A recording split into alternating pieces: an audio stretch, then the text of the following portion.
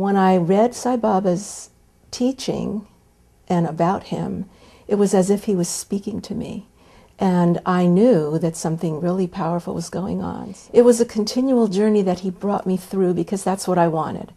My request was always, first of all, to merge with him. I remember meeting Hilda at that time, and she talked about a ring Swami had manifested for her for healing.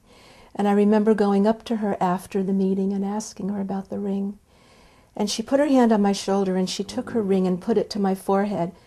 And I almost passed out. Someone had to catch me. And I thought, oh my God. When I got to Puttaparthi on the bus, and I saw the sands, and I got off the bus, and my feet touched the ground, this wave came over me, and I said, I am home. I don't have to be talking about Sai Baba or my spiritual life with a person to have a heart-to-heart connection. It doesn't have to have anything to do with that. Being a Sai devotee, I've learned to be loving and kind as Swami is to us. And now some of you know, but some of you do not know. But I am approaching the last phase of my life with gastric cancer. Last year I had an operation which removed the tumor in part of my stomach. Swami gave me the grace at that time to go through such a challenging time with a pretty steady compass, with him as the center. So here it is a year later, and I am now, diagnosed with a metastasis and being told that I perhaps have maybe 6 months or so left to be here. Now, since then, I remain in a state of equanimity. I understand, through Phyllis Crystal's black and white bird meditation, for those of you who know it, that equanimity is being constant in the soul, in the center core of ourself, not being bothered by praise or blame. I am not in any way troubled. I have no sadness. I only have joy. I don't have any fear. I'm grateful for the time knowing that I can reach out to those who love me and that I love, to have completion with people, to share with them what they mean to me, and to allow them time and space to tell me how my presence may have affected them. I did know always that death was my friend. My first experience with death was in 1998 when someone I was engaged to died of cancer, and I was with him in his last days. And he initiated me into the beauty. He was emaciated and looked like a yogi, and I thought he was exquisite. And I played Baba's Only Love or Pure Love video for 4 straight days and sat with him and helped him ascend. And it was like watching a birth. I believe that it was experiencing death in others, not only my fiancé, but my parents' death, that it gave me the wisdom of experience that made my life the complete circle. And Swami talks to us about there is no birth, there is no death. And so I truly live that now.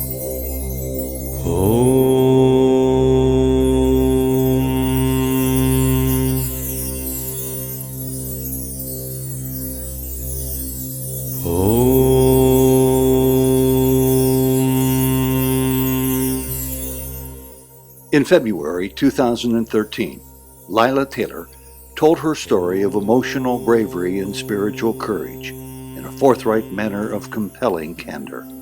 She addressed the many ways in which her teacher, holy man Sri Sathya Sai Baba, transformed her life and taught her the lesson, there is no birth, there is no death, there is only oneness. This important interview was produced by others and given to Souljourns for presentation here. And we are grateful to Nettie Spiewak, Bob Becker, and Bruce Taylor for sharing this story with us. And we invite you to share it with others. Welcome to Souljourns. Sai Ram, I'm Lila Taylor, and I'm honored and delighted to be sharing these stories and jewels and transformational journeys with all of you today. My first conscious awareness started in 1969, 1970, when I was in college and reading the Bhagavad Gita and feeling the closeness with India and reading, Ram Dass's Be Here Now, as many of us did in those days. And I felt really drawn find my spiritual teacher. And that yearning and that longing brought me from the East Coast, from Connecticut, to California, because I felt that that's where it would all unfold for me. So my journey began on a trip to Santa Barbara. And at that time, you know, the Sai organization was just a tiny seed, you know, blossoming down there in Hollywood.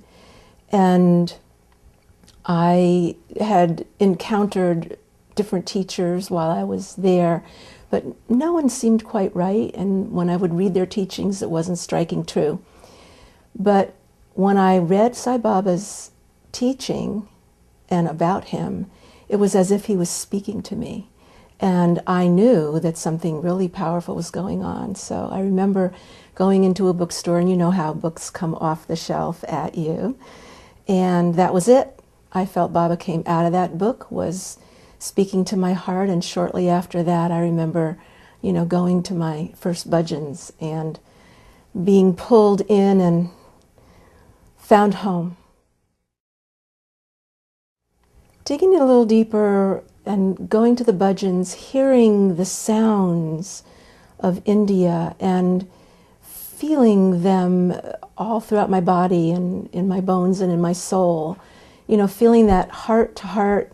You know, I felt that Baba was coming into my heart, beginning to open my heart. I just wanted to surround myself with thoughts of him and read about what he had to say. And every time I did, it was like a lullaby or a, you know, a concerto or just something really divine. So it spoke to me. I felt that kinship. I felt that this was my teacher. This is what I had been yearning for and searching for. I had no doubt from the beginning that this was solid. I knew because the teachings started to become inside me. When I had questions, I felt that I was guided to read something, you know, when you open the book, that kind of thing. I also felt that prayers were starting to be answered, and that when I, you know, had some conflict and was looking within for resolution, you know, the answers would come. And also what started to happen was my third eye started opening, and I actually had what they call a Kundalini awakening in Santa Barbara, you know, from doing Kundalini yoga on the beach at sunrise kind of thing for quite a while. And with that Kundalini awakening, all of, you know, the clairvoyance and opening to the astral realms, the realms, internal and external, started happening very quickly for me. And even though that was new and a little bit scary for me, I trusted that it was, you know, part of my awakening, and I trusted Baba in that. Although what came out of that as years progressed, being so conscious of all those things, he lovingly reminded me that I should not be so hung up in what they call siddhis, or these, you know, abilities, that my path was really to go into the heart deeply and to go home and to go beyond just what's existing in the inner and astral planes of this world. So he did lead me beyond that ultimately, but I retained those abilities, although he helped me, you know, subdue them so that I could open my heart and heal myself psychologically. And I'm really grateful to him for that, because I was one of those people who had a lot of karma, a lot of painful karma, and I felt that he was helping me through that, through all the tears and all the difficulties. My road was very thorny. So the simultaneous thorny road was going on with the spiritual awakening, and he was the orchestrator of all of that for me. Several ways. Sometimes it would come, as I mentioned earlier, through opening a book, through having that personal upadesh. If I had a question, I would be led to my little library and pull it down, and it would be there. Sometimes it would be through automatic writing, and I would entreat him. I would write and ask, and open myself and, request. And then all of a sudden I would feel a shift and I would write, and it would be his words, very, very beautiful, comforting, healing, guidance. And sometimes it would be through answers to letters, as I may have mentioned earlier. When I would write to him, the answers would come before I even mailed the letter. And those would be either internal feelings, which is kind of a claircognizant way, sometimes through just intuitive feelings, sometimes through inner words, although it took me a very long time to trust what they call the inner voice.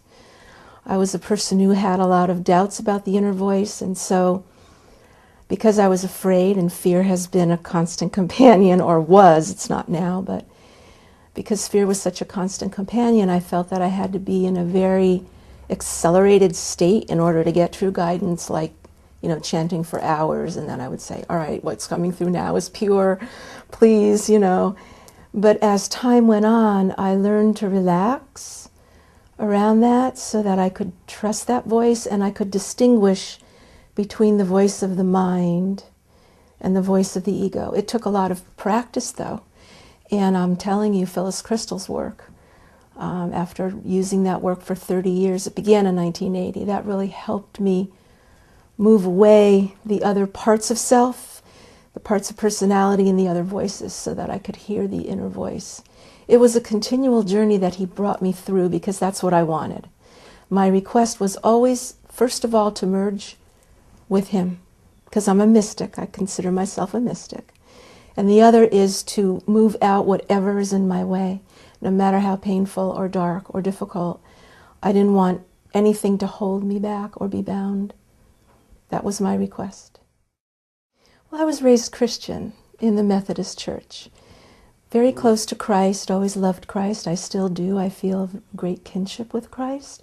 I feel that Christ works with me as well as Swami, as does Mother Mary. And I love, Christ. But I stopped going to church, when I went into college, and became more interested, as I mentioned earlier, in Indian philosophy, and was pulled to, Vedanta and all that, although my Christian roots are a part of my upbringing, and I did practice with the Course in Miracles for a year and a half, somewhere in there, to really get the feel of the living Christ. But it's always been an Indian path, tinged with some Buddhist as well, because I love the Buddhist teachings. And I'm also an ordained interfaith minister, so I spent time studying all the major world religions to really deepen my understanding of particularly how the mystics in the different traditions find that direct experience with God, because that's what I was always after. Not so much the words and the writings, but the experience. I knew some of what was happening, and it was very classic. I remember feeling the top of my head kind of opening, the crown chakra, and sometimes that would be painful, and it would almost feel like I was growing, one of those eggheads, like when you see those pictures of those monks, and that was interesting. Also, I became so sensitive, I could read people's thoughts, and I could feel all their feelings. I became totally empathic and telepathic. And because of that, I couldn't really go anywhere public. Going into a restaurant or any public place, I would be bombarded with everyone's thoughts and feelings, and that was scary. And also at night, before going to sleep, I would have, discarnate beings come to me and ask for help.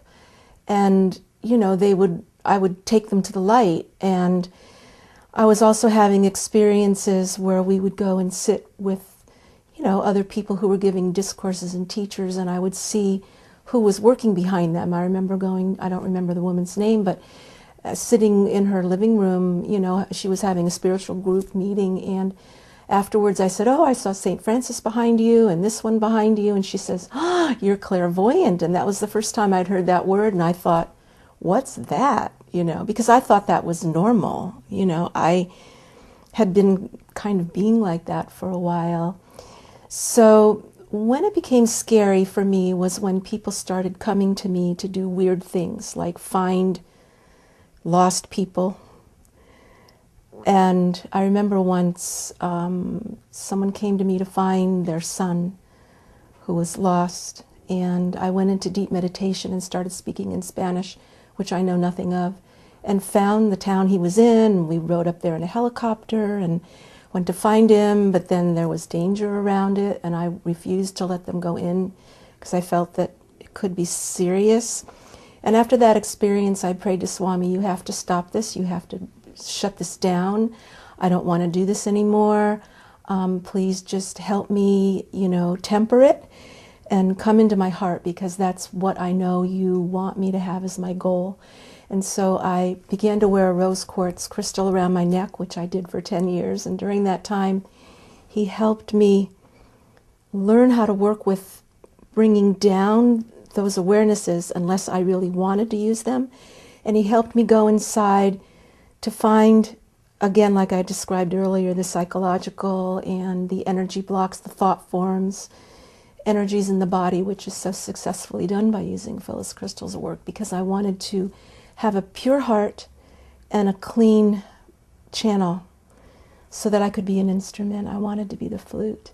And I wasn't so concerned with the Kundalini things, although I think they're a big part of my awakening. I don't like to dwell on them. Yes, so the early days, as I mentioned, I came to Swami in the group in Santa Barbara because of the proximity to the Hollywood Center with Janet and Dick Bach. But shortly thereafter, I moved up to San Francisco and found the only other center in America was San Francisco Sai Center, started by Don Heath. And it was quite a place. It was, a residence for many devotees. And downstairs we had a huge puja room with huge pictures of Swami. And when you would go in that puja room, it was like vibrating so incredibly. It was like being inside of a UFO. Swami's energy was profound in there. And I started a practice of daily going in there at 6 a.m. to chant, the morning prayer and do all this other stuff. And that center, we had bhajans, and I remember my seat was right in front of Swami's robe next to my friend Lori, and she played the drum, and we were the bhajan leaders, and I loved singing and chanting the bhajans. We didn't have retreats in Northern California at that time. We would all get on a big bus to travel down to Southern California, to the retreat down there, and we would have the 24-hour bhajans down there. And then when we started having the retreat in Northern California, because it started to become a community. At that time, I had moved to Marin with my first husband, and we started the first Sai Baba Center in Marin, which was the satellite of San Francisco. It was just kind of over the Golden Gate Bridge. And we would get together for satsang and bhajans with that center from time to time. And it was a wonderful time because people were, really open. We had potlucks, we would have wonderful study circles. It was kind of the beginning of the beginning. And then we created the first Northern California Sai retreat. And actually, Don Heath and I did the whole thing ourselves, which always astounded me because I see later in later years that it takes almost an army to create a Sai retreat. So we had close to a couple hundred people come to Northern California to, I believe it was La Honda. Phyllis Crystal was invited to speak. I was also speaking with her. We were talking at that retreat on the Dharma of women, which I found really interesting. And we had movies of Baba, and we had a fire circle, at dawn to chant and sing. And, Northern California and the mountains and the redwoods, it's just so natural and beautiful doing Nagastan Kirtan through the paths of the redwood trees and coming up to the fire circle and being around it and singing. And that was really the first time that we gathered together devotees. People came from Southern California as well as Northern California, and we got to meet our, contemporaries, and it was so sweet. And so it blossomed from there. And I recall another interesting little tidbit that in those early years, my first husband and I had met Bill and Nadine Claiborne, before any of us got into Swami, actually. This was maybe 1971, very early on. Then we all got into Swami, and then Swami invited Bill and Nadine to come to New England and open the first Sai Center in New England, which was opened in Connecticut, by the way. And my husband and I were at the first meeting, the first Sai meeting of the center there. We just happened to be there. You know how Baba is, arranging these things. And Hilda Charlton was the guest. And I had not yet traveled to India, although I had had vibhuti. And I remember meeting Hilda at that time, and she talked about a ring Swami had manifested for her for healing. And I remember going up to her after the meeting and asking her about the ring. And she put her hand on my shoulder and she took her ring and put it to my forehead. And I almost passed out. Someone had to catch me. And I thought, oh my God, you know, not only at that time was Swami coming out of movie screens for me, because remember I said I was clairvoyant. He would come out of the screen, but he knocked me out with that ring. And I kind of started having the feelings that I needed to go see him at that time. I will delightfully take you to my first trip. It was 1978, and it was a conference. And I went with a small group. We went at Thanksgiving time and stayed through until, actually it wasn't the conference, that one. It was Thanksgiving, and we stayed through until Christmas.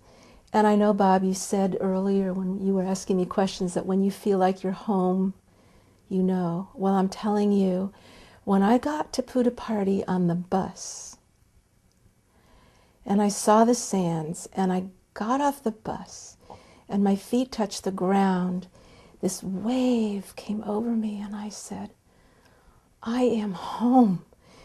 This is what I've been searching for lifetime after lifetime after lifetime, and I'm here now. It was, I'll never forget that feeling, and hadn't even seen Swami yet.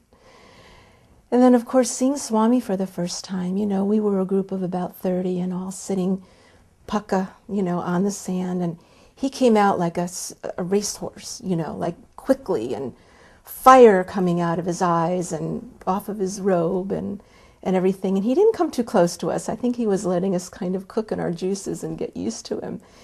And, you know, I thought he was the most exquisite thing I'd ever seen, and I couldn't imagine that because I'd gotten so much from the movies, and I never thought I would go to India. I was afraid to go. But seeing him in person, to me, was a million times more than the million times of energy, you know, of seeing him, and it was amazing to me. That first trip, I remember the first time he came by in darshan and looked at me. You know, we all remember those first gazes. Many of you do, if you've had that opportunity. And it was looking into the eyes of eternity. It was fathomless. And my heart was beating so fast it was jumping out of my skin. The only thing I could akin it to was, you know, when you have puppy love and you fall in love with someone and, you know, you're hormonal and you're doing... Well, it was a little tiny bit like that, although you can't compare divine heart opening to physical heart opening, but I was captivated and riveted and totally in love and totally in bliss and in harmony.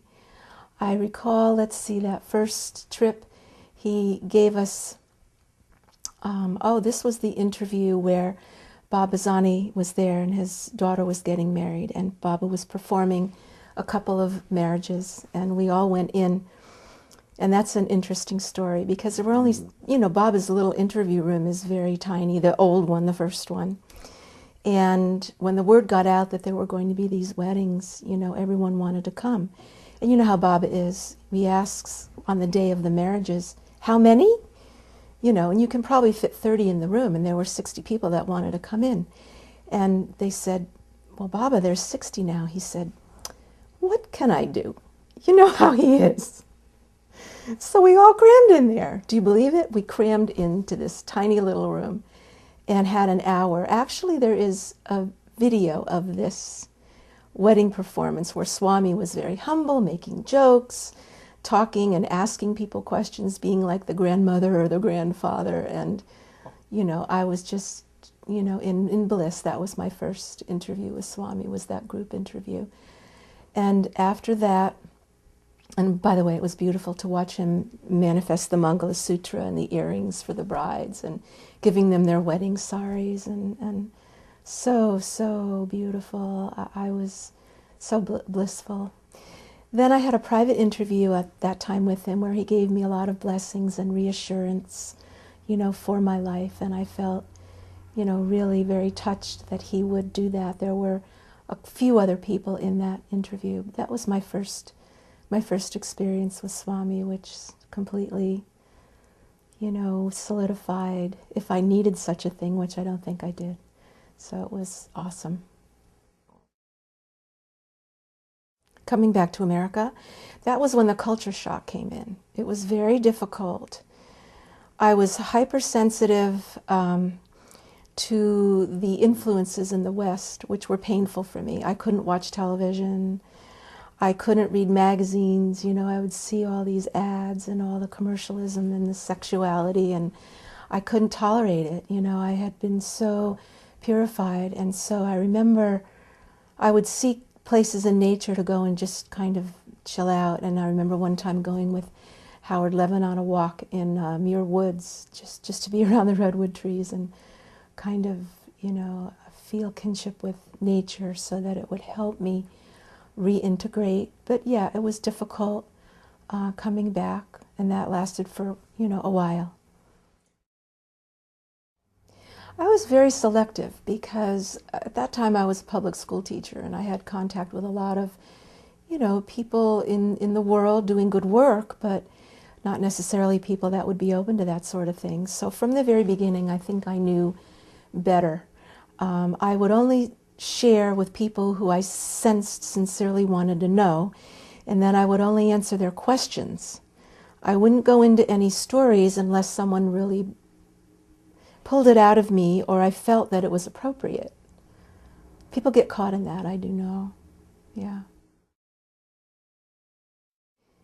It was 2 years.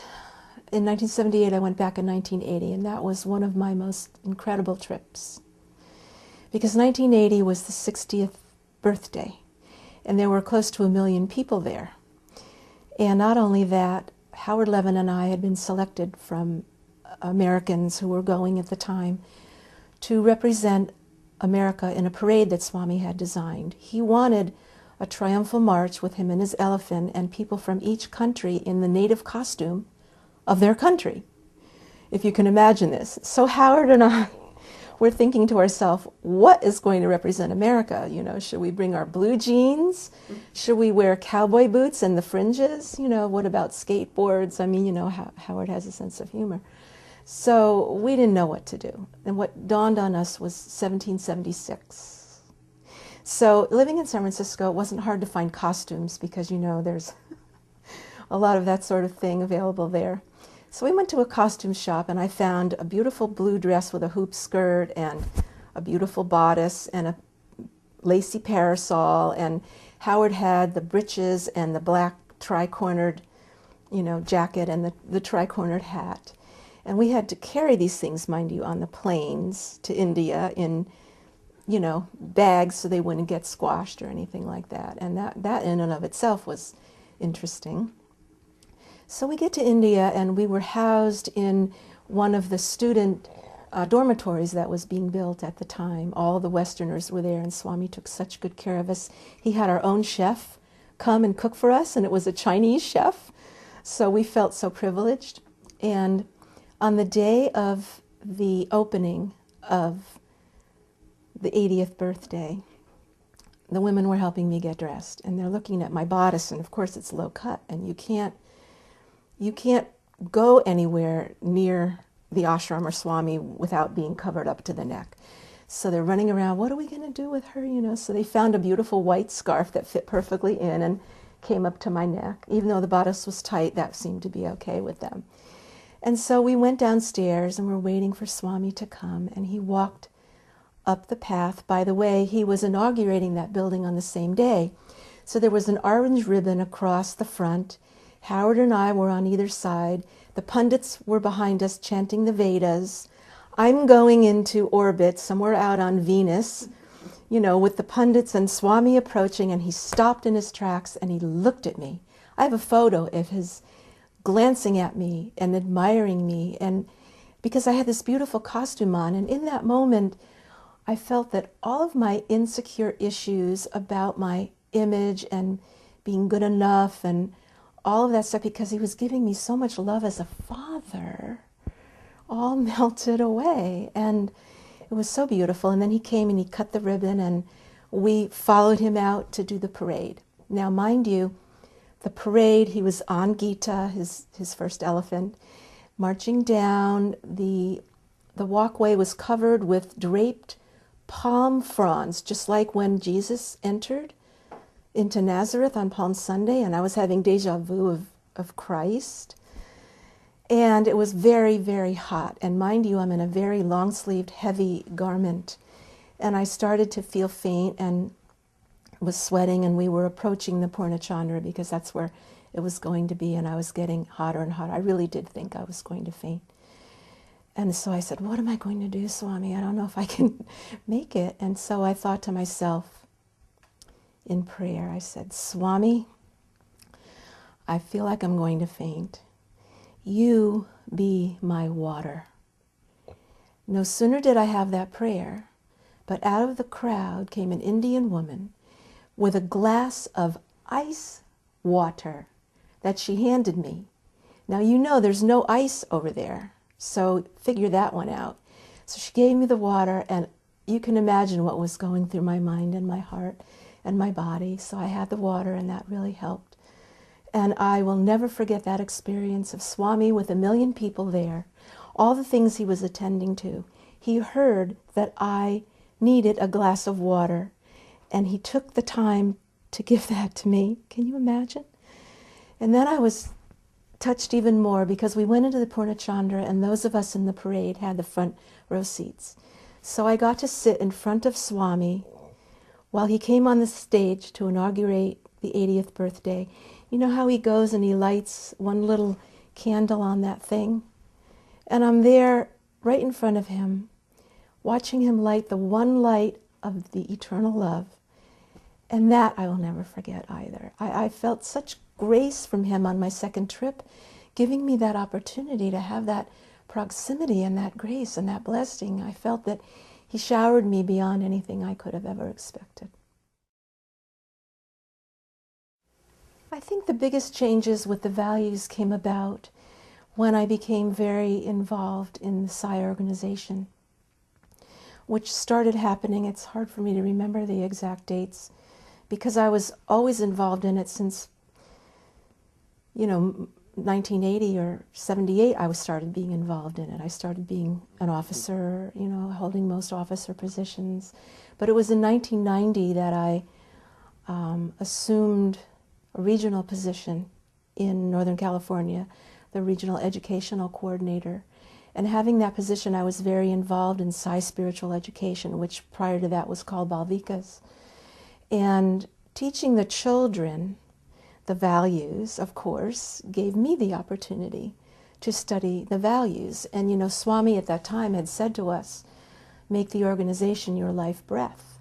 And I took that very much to heart. And so that became the heart and soul of my life. It was more important than my paying job. So studying the values led to not only teaching them to the children, but teaching them to the teachers.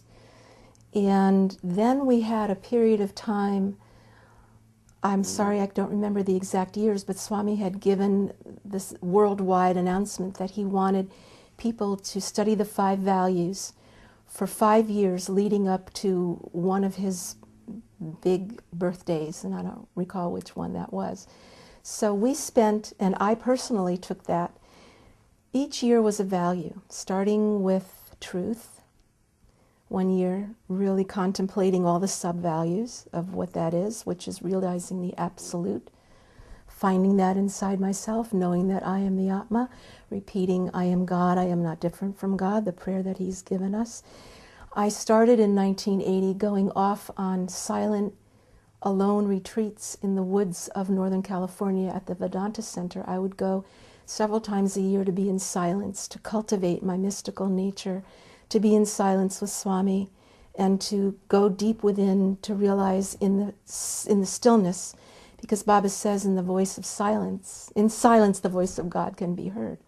So this is what I did for 25 years. I would go and be silent and be led and be guided and have conversations and seek union and have that union. It was profound. But coming back to the values, having had that attunement with the oneness led me to want to live a life according to Swami's teachings, which is the values. How can you separate the two? You can't. So after spending that year with truth, then it was right action, looking at Dharma, all of the ways of right thinking, right speaking, right hearing, putting my feet in holy places, letting my hands touch holy things, taking all that into consideration, taming the monkey mind, because I remember Baba said to me personally, your mind is wild, even here in Puta Party, and I didn't understand that. And I want to share one little piece in here that Swami said to me in a private interview, because I think it fits in, because I'm telling you about my mystical nature. And I will talk more about the values, don't let me forget. But in this interview, I was in there with 2 other people, and Swami brought me right in front of his feet. And he said to me, "Who is your best friend?" And of course I said, "You, Swami." He said, "No, God is your best friend." And he took my head and put me down to kiss his feet. And in that moment he gave me a vision of himself walking beside me and leading me into the path of light, the feeling of glory, the merging and the oneness. And I will never forget that, because I loved Swami as the form, but he leads us beyond the form. And that was his personal teaching to me, to take me beyond the form, to lead me, to wean me from being so dependent on him as I was, to find the God within, to find the beloved, as the Sufis speak of it, to find the friend, to always know that that friend was ever present and I was never alone.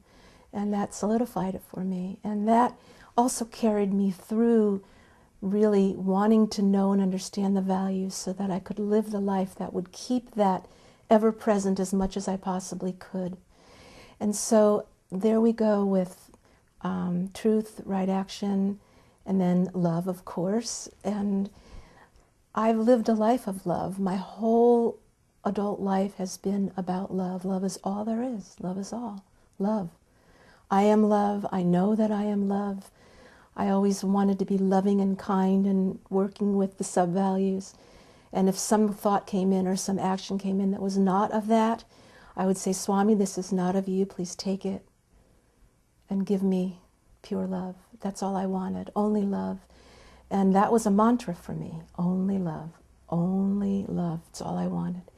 And then peace, because he talks about peace and all the sub-values, that peace is the light that comes from a heart filled with love. And that happens naturally for us. And I love that thought, because I can come into moments of peace now because the love is so strong in my heart. And it emanates from that. It is true. All the things he has said, I have found to be true. All the questions have been answered. The searching is over. I'm not a seeker any longer. I'm with that. I am that. And then the last value of nonviolence is living a life of not harming and really always serving. And so living the values has been my chosen way, with all these other things that Swami has taught. My life is about Baba and the teachings.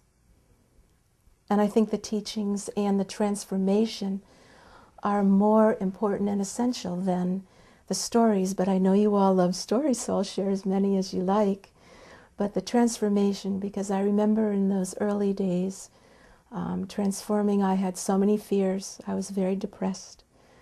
I had tremendous grief. It was like a rock inside my heart, and I was always praying to lift it. And karmically, I had come in with those things to heal: the fear, the grief, the anger, the resentment, the difficult challenges that I had to meet in life, the losses. So it was through pain that I really gained that proximity with Swami. And he always says, you know, the pain will draw you nearer to me. And that's why I trusted him. Even though there were times when the pain was so great, I had tremendous doubt. But I think that the doubt was necessary, and he confirmed that. The doubt was necessary to bring me back to him, to clean out whatever it was that was the obstacle.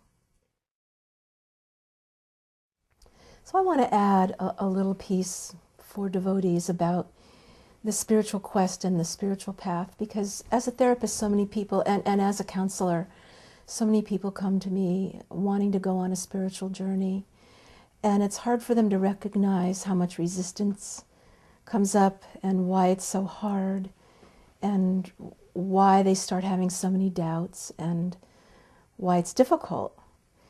And one of the things that helped me the most during those times was thinking about the moth to the flame. You know, when the moth is seeking the light, it will bat its wings and sometimes just die in the flame, right?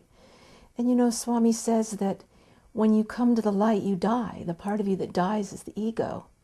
And the death of the ego is a very painful thing, because the ego has such a stronghold in our identity and our role. And Swami says you are three people: the one you think you are, the one others think you are, and the one who you really are. And I remember he said that to us in an interview. So, you know, wanting to seek the one that I really am meant that I was going to be, you know, knocked around with my beliefs and my holdings and my attachments. And, you know, I just want to reassure in some way and comfort devotees that this will happen, but you have the guide, the inner Swami, with you all the time through all of this. And there always is a light at the end of the tunnel. That's always been my experience. But look out, you're asking for it if you go on this journey.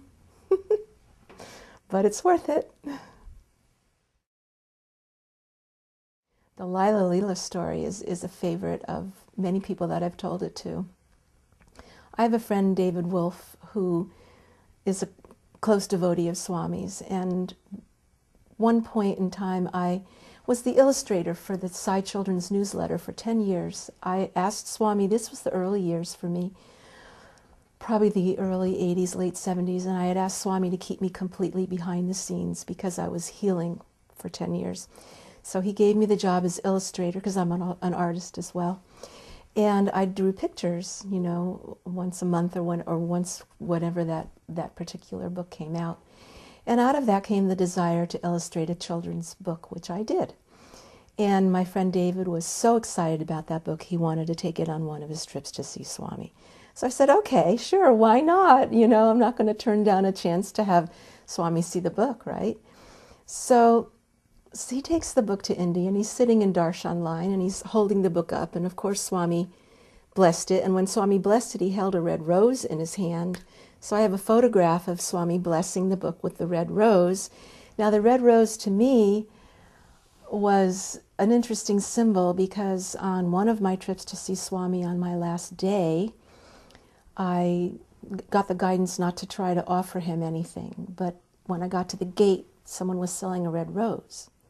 So I went in and offered the red rose to Swami. He was right in front of me. He would not take it, and it broke my heart. And it was like, I have a photo of me offering Swami the rose to remind me. But this rose has become a symbol of Swami creating the yearning. On the last day, to not take my offering created this painful yearning for him. So whenever red roses came, I knew there was something special. So Swami blessed the book with the red rose. Then he called David in for an interview, and David brings the book in and presents it to Swami. And Swami's looking at the book. He has it in his lap, and I have a photograph of him looking through my book, which I just love. And he's looking at it, and he's saying, Lila, Lila, Lila, Lila, Lila, Lila. Lila, he said, Krishna is Lila's husband. And David comes back and tells me this, and I'm going, oh my God, Swami's telling me that Krishna is my husband.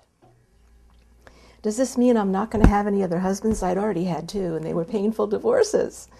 And of course, all women want to have another one, you know. But Swami said Krishna was my husband, so I pondered that. And what it really came to be was, I love Krishna, and I love Shiva. I sing bhajans to them the most. But when I sing Krishna bhajans, and I go into being the gopi and loving Krishna and having Krishna dance in my heart, as I have Swami swinging in the jhula in my heart, sometimes I have Krishna dancing in my heart. And, you know, Krishna in his divinity is so exquisitely beautiful that Swami was acknowledging that he knew what was in my heart. And that was a gift, that was a treasure for me. This story about my aunt and uncle and Swami traveling on the plane in India, this is very interesting. Here's another case. I think other devotees have had situations like I did with David, where Swami has something happen and you're not even there, right? To let you know that he's aware of you. So I was in satsang in Northern California in a regular meeting, and we had a guest speaker, a German woman named Doris, who was an associate of ours, and she was telling a story about her visit to India and her trip on the plane with Swami. Because, you know, Swami does sometimes travel from place to place within India on a plane. She was so excited. She was saying, I was on the plane with Baba. It was incredible. He was walking up and down the aisles. And he came over, and I was sitting next to this couple, this older couple from America. And, you know, they were watching this whole thing. You know, they weren't devotees, but Swami came by, you know, and he stopped by me and he asked the couple next to me, how are you? And they, of course, said, fine, you know, and then he was walking up and down. And later I was talking to the couple, and they said, oh, that's Sai Baba. That must be the guru that our niece in the United States has been following. And she was so excited about that connection, you know. So she's sitting there telling the story, and I'm going, oh my God, I think that's my aunt and my uncle. Now, I didn't know that they were in India. My uncle was a CEO of international acclaim. And so I immediately called my father and I said, was Uncle Johnny and Aunt Marilyn in India recently? And they said, yes, he was. And I said, well, I have to talk to them. And so here I'm finding this out before they even, you know, landed and had a chance to tell anyone that they had had this encounter with Baba. Not only did they have the encounter, but Baba put a devotee who was going to tell the story to me next to them. So I called them up and I asked them, and they said yes, that was him. And my uncle, being the Aries that he is, I love him to death, but I said to him, you know, it's quite a blessing to have someone of the stature. You know, I didn't go into avatarhood because, you know, they understood I liked Baba, but I could never tell stories. But I said, you know, to have him bless you directly is an amazing thing. And my uncle said, oh no, it's he who received my blessing. So I thought, how perfect is that? Let him think whatever he wants. I knew, and you know, it really resulted in a reconciliation between myself and my aunt and uncle, who hadn't really spoken in years and years and years. And it turned into, when I moved back east here, I've become extremely close to them. They're like surrogate parents to me, and their whole family, and I've interacted with them and watched the blessings in their life, and know that Swami has blessed my whole family. He does say he blesses the family of devotees, even though my family never had the opportunity to go to see him. Swami arranged that, and I felt it was for all my family. Oh yes, I'm being reminded of another sweet little Lila story that happened when I was living in Northern California. Remember, I mentioned my husband and I had opened the first Sai Baba Center of Marin County, and we were living in this lovely little home in Santa Venetia. And for reasons, we needed to move out and break our lease before the time was up. We were renting, and as many of you know, landlords can be quite, sticky with letting you break leases, but we had no choice in the matter, and so I was desperately praying to Swami, what are we going to do? We have only like 2 weeks to find someone, and what's going to happen, and what should we do? We're going to have people come over and look at the place. Should we take the Sai Baba Center of Marin off the door? So we decided we would take the Sai Baba Center of Marin off the door, but we weren't taking Baba's pictures off the altar in the living room because we just weren't going to do that. So we weren't getting much response from our ad to, sublet this place, and it was up to us to find satisfactory tenants that the landlord would approve of. So here we are with like 1 or 2 days left to go, and I'm getting this phone call from this woman who wanted to come over and see the place, and I'm going, oh, please, Baba, please, let this be them. So I open the door, and this woman comes in with 2 elementary-age children. She rivets on Baba's picture. She goes, oh, you're devotees of Sai Baba. Meet my children. This is Sathya and this is Sai. Need I tell you that they rented the place, that my landlord was perfectly fine with them, and that I had never heard of them, and we thought we knew all the devotees in the county. So there's Baba's little sweet, Lila response to a devotee's request. It fit in with my normal life. My parents, fortunately, did allow me to have that life. They didn't understand it.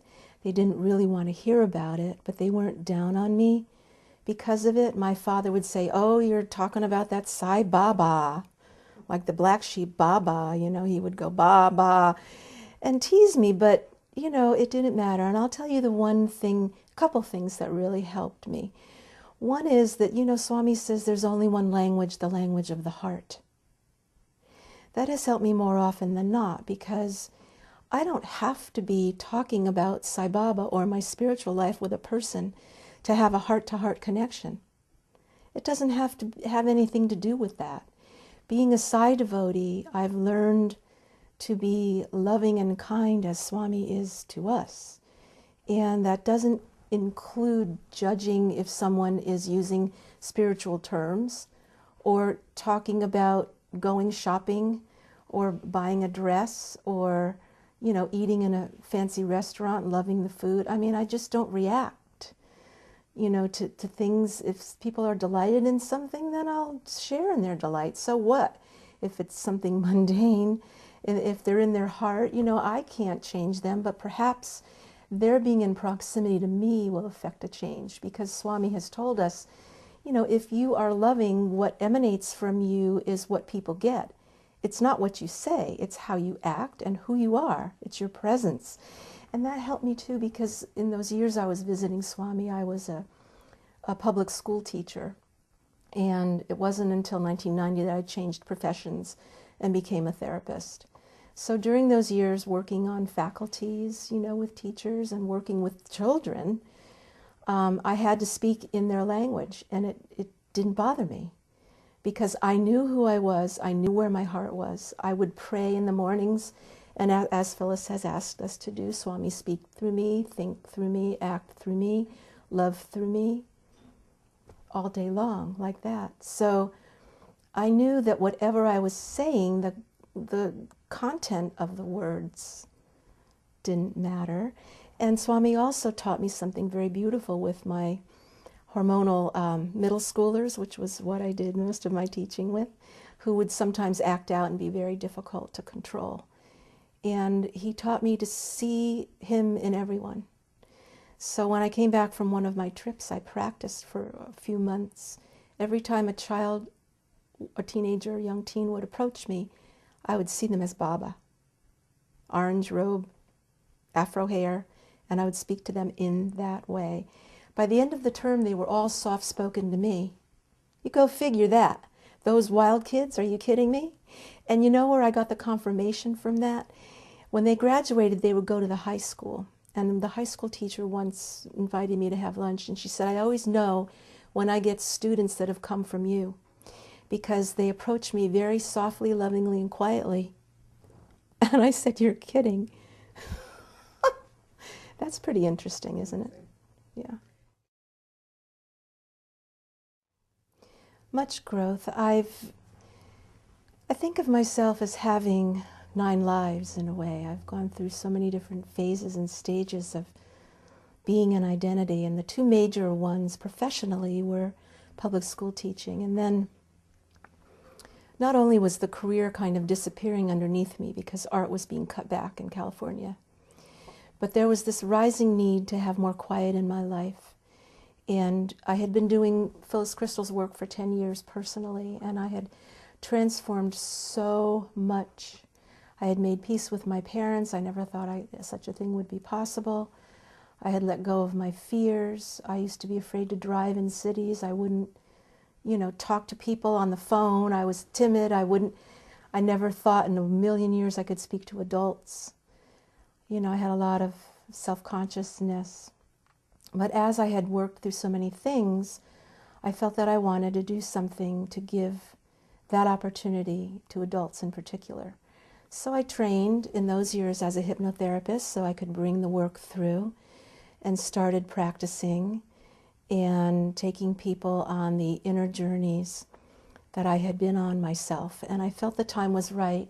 I felt doing work like that, I needed to have the experience under my belt so that I would be able to reach out my hand and take others where I had been.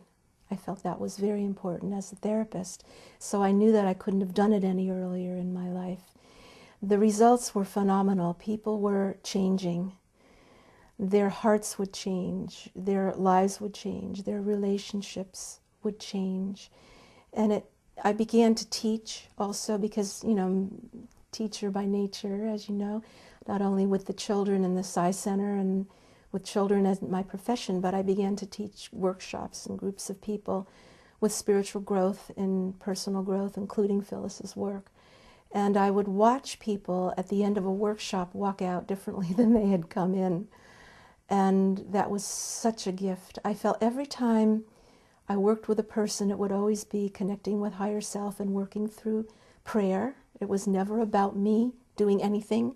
I knew where it was coming from. I felt it was a privilege. I was not the doer, and I knew that. And so I felt that it was grace that all those years I began to be a therapist and counselor for others. Because whenever it would come through to others, it would expand in me. So what a gift I was given. And then about 6 years ago, 10 years ago, I moved back east and went through another transition from the West Coast back to the East Coast. Went to the new seminary in New York City so that I could become a minister. At the time, I was interested in death and dying. Although that isn't the path I took with it, I began to marry people and rejoice in the beautiful union, and also deepen my interfaith studies. But I also realized I liked education, never thought I would go back to school, but felt the guidance to go back and get my master's so that I could become a licensed marriage and family therapist and expand my offerings to be of more service, to be able to learn the language. Here you asked earlier about languaging. I wanted to be able to speak the language psychologically, socially, relationally to people to help them. I wanted to enrich the offerings that I had. So I took those studies. It was arduous, but really worth it. And it did expand tremendously my ability to be present, always to be intuitive, to keep my intuitive abilities where they needed to be, which was in the present moment with what I needed to say to someone. But what would come through my mouth, married those two fields, the spiritual and the mainstream. Spiritual was first, before the other path of the traditional therapy, psychotherapy. But in merging the two, it gave me a beautiful opportunity to really be present with people, first and foremost to be with their soul. Because this is what happens when I'm counseling one-on-one. I feel the soul of the person, I see the soul of the person, that's what's shining and that's what matters. And then I can help that person uncover those aspects of their personality and help them to see that they are not their mind, They are not the body. They are not their emotions. And I can help them cut through when they're ready. Some people are at the very beginning stage of this and can only talk about, what's troubling them. But as they become more enrolled about what the blocks are, where they're coming from, they begin to find interest in working on accentuating the soul and having that become more dominant. And that's what gives me the most joy. I've always believed from the beginning that we incarnate, because I do believe in past lives, obviously, and I do past life regressions, so that's another interesting journey to take people back through those, and I consciously know many of mine. But I believe that we incarnate with karma and contracts with many people that we've had in our past lives. And we incarnate sometimes to be the student of others, sometimes to be the teacher of others, sometimes to be the spouse or the friend or the mother or the child. And sometimes we incarnate to be in what's called soul groups. So I've noticed that I've been a member of many soul groups, particularly through Swami's calling. The first soul group started in the San Francisco Bay Area. Those people, as a group, we had known each other so infinitely. We could look in one another's eyes and know. And I know Swami would, gather the people together, set the stage, open the curtain. The years of drama would happen. He would close the curtain, move me somewhere else. So when I moved back east, I was curious, what it was going to be like for me here. I already had some long-term devotee friends from the times that I had come back to visit my parents yearly on the East Coast. I had connected with the center in Pound Ridge, Mimi's center, back in those early years, and I knew many of those, early devotees. And when I came back here, there seemed to be some very strong soul connections with people that I had known in the past, and it felt like, not only kindred spirits, but that we had shared spiritual lifetimes, perhaps in monasteries, perhaps in religious orders, perhaps as seekers, perhaps as healers, definitely, because I consider myself a healer. I've done a lot of that type of work, although more on the psychological end than the physical, but connecting with physical healers, emotional healers, spiritual healers. I feel I've met people here on the East that I've worked together with and people that I've taught before who have come once again, because it becomes kind of, that relationship reveals itself to me that way. And, I'm grateful to be used in whatever capacity I'm drawn on, and I'm usually aware of what that relationship is, although I don't seek out trying to figure that out, because again, that tends to distract me from where I am to be in the heart in the moment with that person. So it's been a very lovely experience for me to be here creating the things in a very quiet way here, because when I left California, it was clear to me at that time I had spent 25 years in centers, always singing bhajans, never missing a week, holding officership roles, as I said before, and regional roles, and learning a lot through those experiences. And when I came back, Swami made it clear internally that my time with the outer form and the centers was receding, and that it was more of a time to be internal and to be with the oneness, to be in the silence, to be in the constant integrated awareness that he had evolved inside me. And so my time with centers was less, although the time that I did spend in centers has made and bonded me with such beautiful souls here, and has led to this, interview and being here with both of you today. And I really treasure that and marvel at that even though I was behind the scenes these last 10 years, that there was still the karmic connections through Swami's grace. And also, coming back here, he reunited me with my family of origin.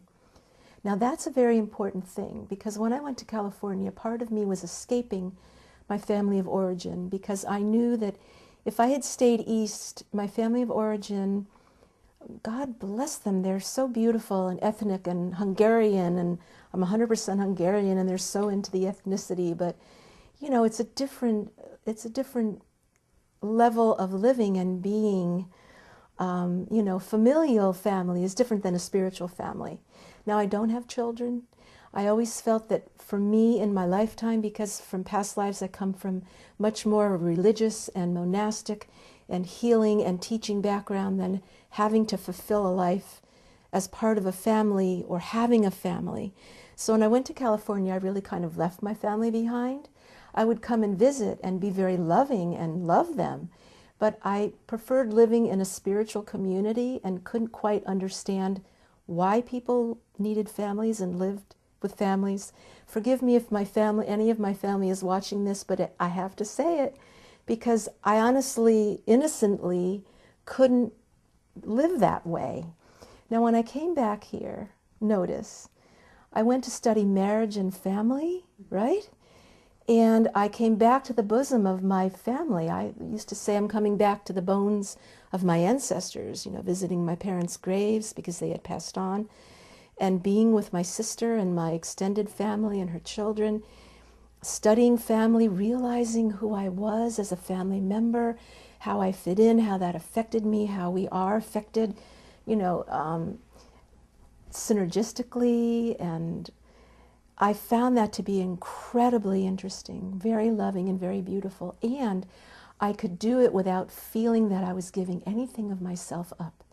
Whereas if I had tried to do that earlier, it would have conflicted with what I knew I had to do, what I was called to do, which was to be a teacher and a healer and a way shower. Swami many times in his communications with me in automatic writing would tell me, you are a pathfinder, you are a way shower, you hold the light, you help those in darkness, you bring them from the dark to the light.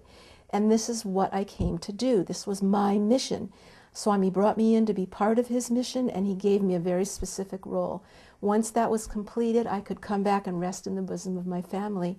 I'm so grateful for that. It's been so healing for my physical nervous system and my body. I can understand now why it means so much to people to have family that love them, because I've brought that into my life, and it's a treasure. It's different, but I love it.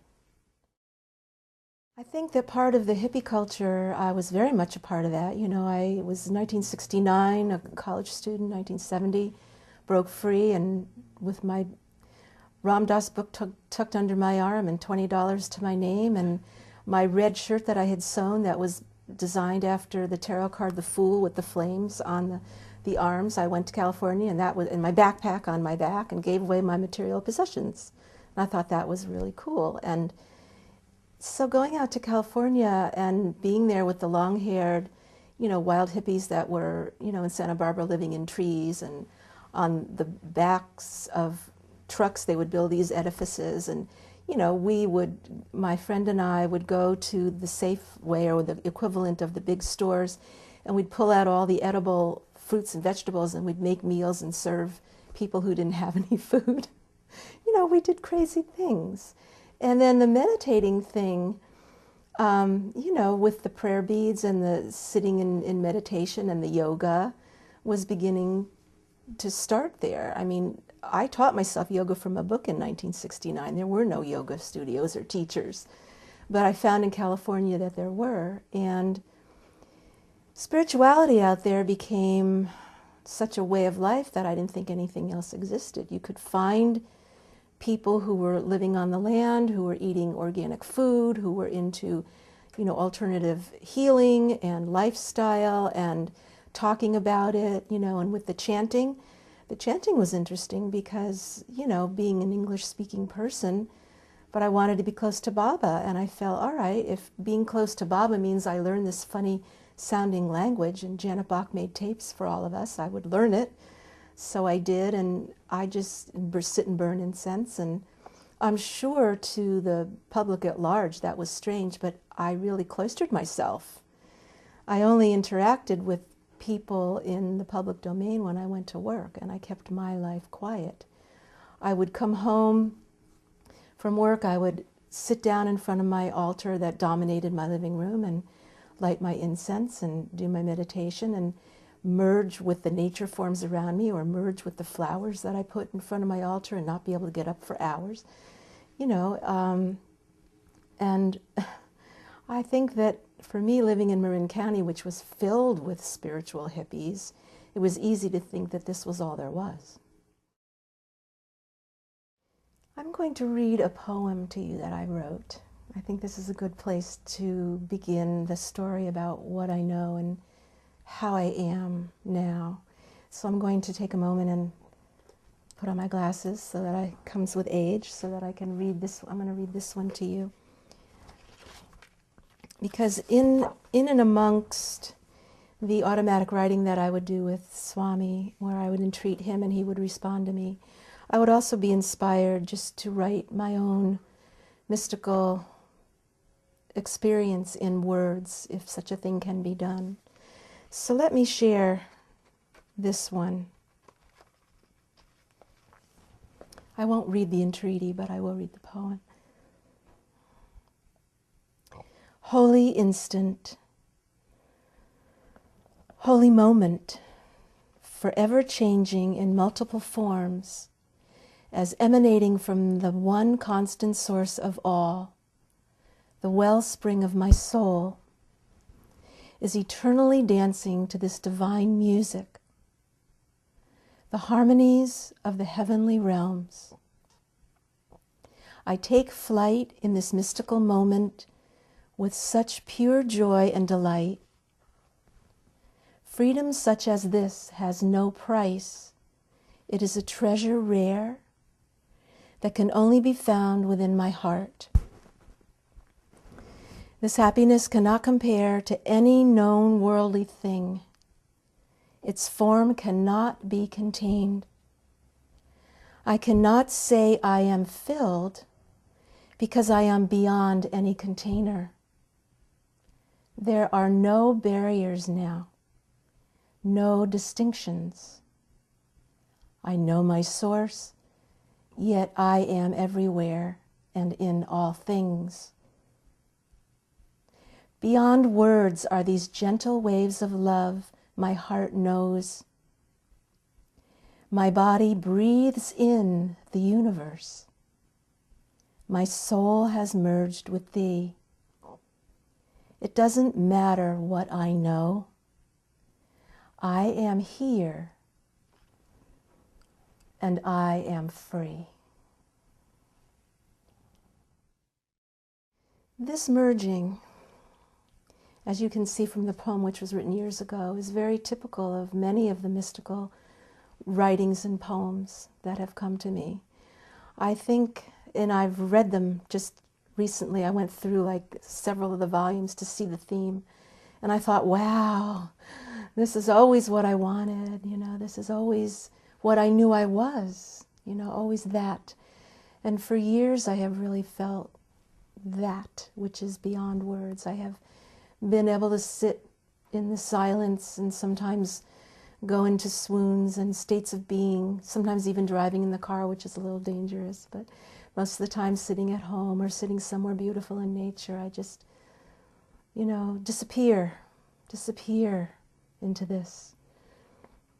And now some of you know, but some of you do not know, but I am approaching the last phase of my life, and I've known about this a little bit since last year when I was first diagnosed with gastric cancer. Last year I had an operation which removed the tumor in part of my stomach. I thought at that time it was a complete deal and that I was going to remain and continue teaching and be used as an instrument. And I went through,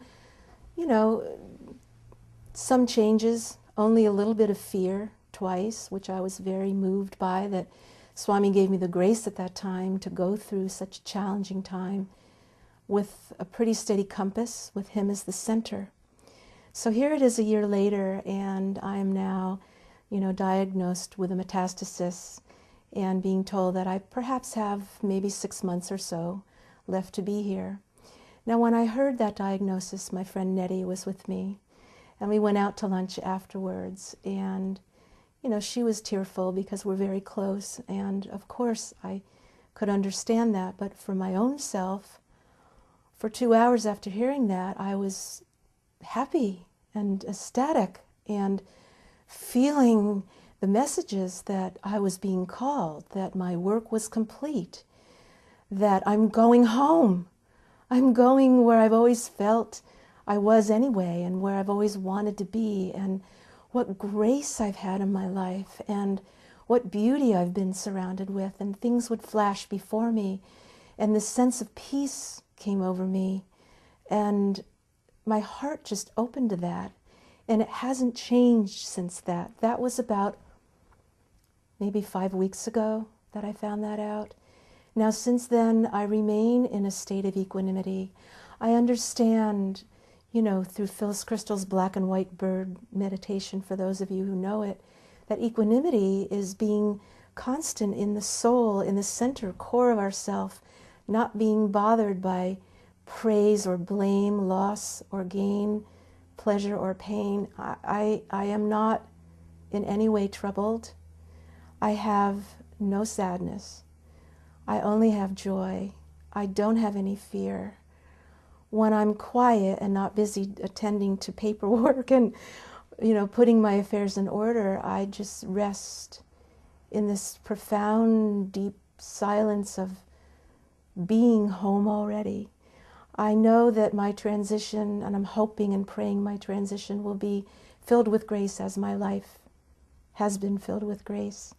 I'm grateful for the time, knowing that I can reach out to those who love me and that I love, to have completion with people, to share with them what they mean to me, and to allow them time and space to tell me how my presence may have affected them in their lives. What kind of a gift? Who gets that? Not many people.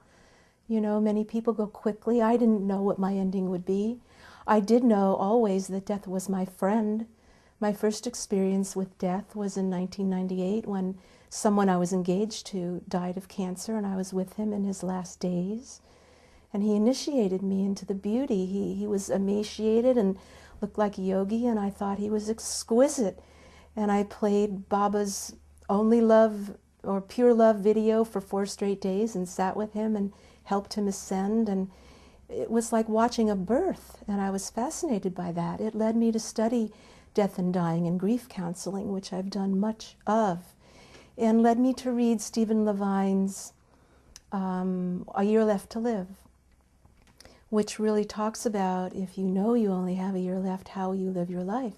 So for me, this was years ago. It was healing all the wounds that needed to be healed, repairing all the relationships that may have had anything askew, dearly loving and telling the people that I knew that were close to me that I love them, being kind, shedding light, bringing joy as much as I could, and always knowing that death was my constant companion, because I believe truly that without the knowledge of death, we cannot live a truly expansive life. I believe that it was experiencing death in others, not only my fiancé, but my parents' death, that it gave me the wisdom of experience that made my life the complete circle. I don't think I would be the person that I am today if I had not experienced others leaving me, because it had me question my immortality and had me go even deeper into the Buddhist concepts of impermanence, that everything passes away, all things shall pass. And Swami talks to us about there is no birth, there is no death. And so I truly live that now, entering into the body and having this continuum, then moving out of the body. For me, because I'm so immersed and am the light, that all I can feel is that I will just be more of that. There isn't, a physical body that's going to hold me back.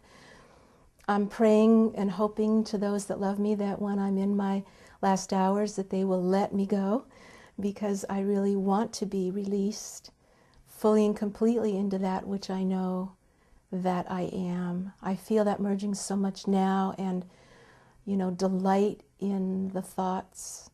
So I'm doing as much as I can to make myself comfortable, to follow whatever is needed. I'm on palliative care right now, doing what I can to be comfortable, and working with the physical limitations, which are challenging at times and becoming more so.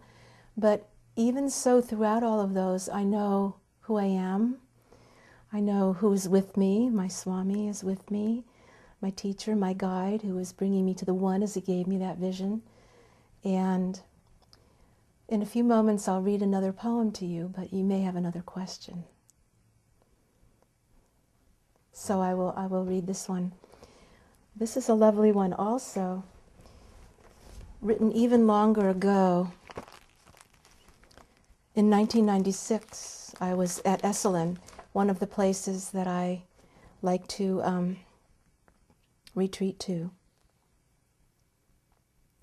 I titled this one Reflections from the Healing Waters because Esalen is on the cliffs of the sea, and you can lie in the hot tubs and watch the whales migrate by you in the stillness, and it's exquisite there. It almost meditates you. So here's what came through.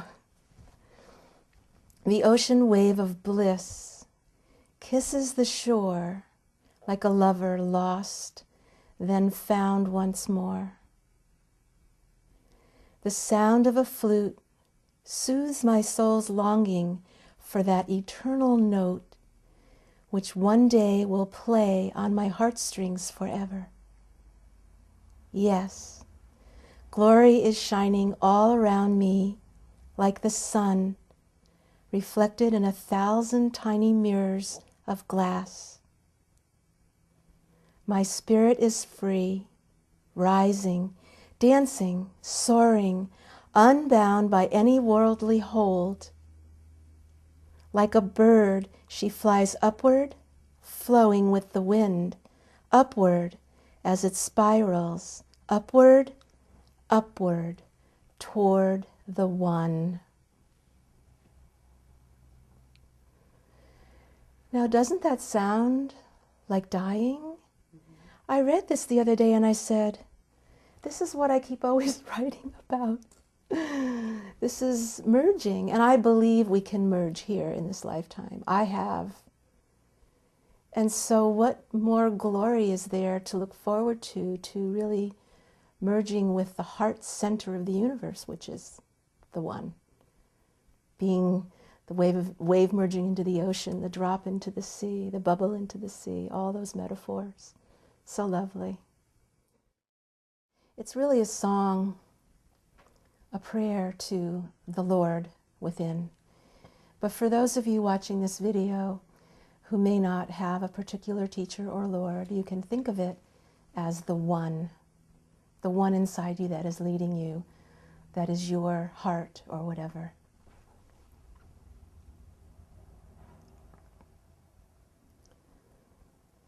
You are my mother, you are my father, you are my nearest kin, you are my dearest friend, you are my wisdom, you are my treasure, you are my everything.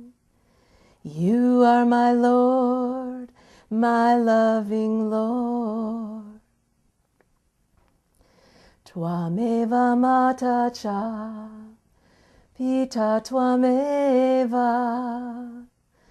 twameva bandhus cha, saka twameva, twameva vidya, dravinam twameva. Twameva sarvam, mama deva, sai deva.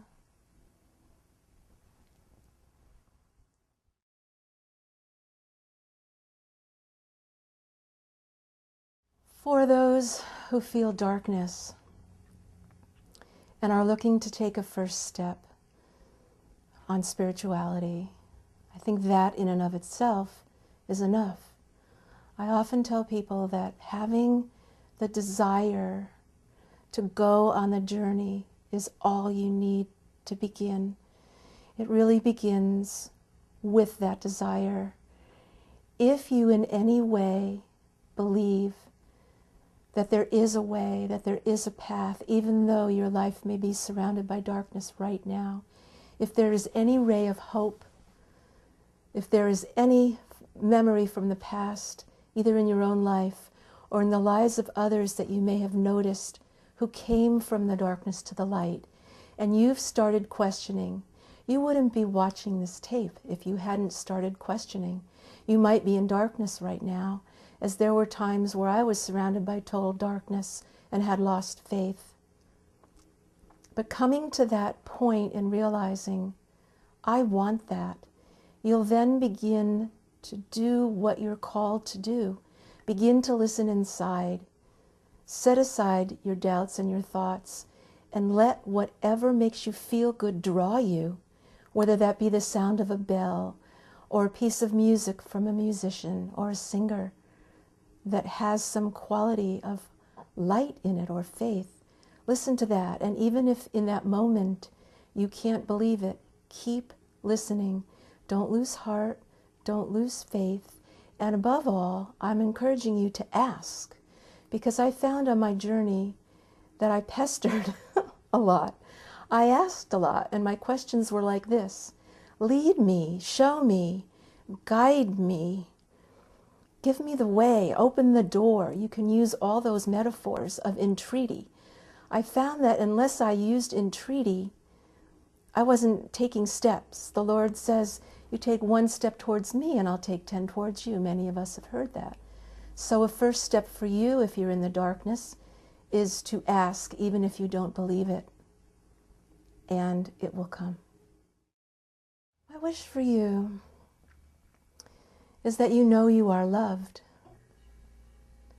not only by me, but by all those that love you, by the ancient ones, by the one that brought you here, the one that guides you and walks with you, even though you may not realize who or what that is. My wish for you is that your life is blessed with the eternal wellspring of joy coming from within inside your heart, and that you seek to know what really matters the most, and that is love. Not material things, not so much the things you study, or the things that you acquire, or the honors that you receive, but how you are touched inside, how you find and make peace with your soul, and how you share that with others. So may you too find the light in yourselves and be a light to others. I will be really happy if I can go knowing that you are continuing the awakening in this way, the bringing of light and consciousness in this way, because that is the evolution. That is where we all are all going. That is who we are, and that is my wish for you. Namaste.